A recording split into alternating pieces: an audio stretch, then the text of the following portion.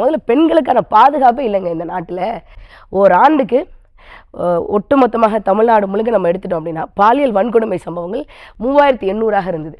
ஐயா அவர்கள் ஆட்சிக்கு வந்தாங்க, அது டபுள் மடங்கு ஆக போகுது. ஓராண்டுக்கு 6000 பாலியல் வன்கொடுமை சம்பவங்கள் நடக்குது.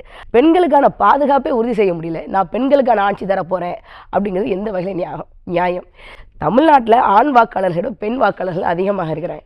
இது காரணம் என்ன அப்படின்னு நம்ம சொல்கிறோம் அப்படின்னா, பெண்கள் அதிகமாக இருக்கிறாங்க அப்படின்னா ஆண்களை எல்லாம் இவங்க டாஸ்மாக் கடையை திறந்து வச்சு கொண்டுட்டாங்க.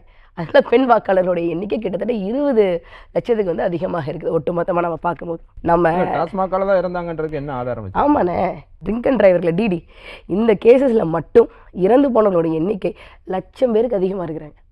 அதில் பாதி பேர் குடிக்காமல் வந்தவர்கள், குடிச்சிட்டு வந்தவங்களால சாலை விபத்தில் பாதிக்கப்பட்டவர்கள். கல்லீரல் செத்து போய், ஈரல் செத்து போய், கிட்னி செத்து போய் எத்தனை பேர் இறக்குறாங்க? 1,00,000 பேருக்கு மேலே இறக்குறாங்க.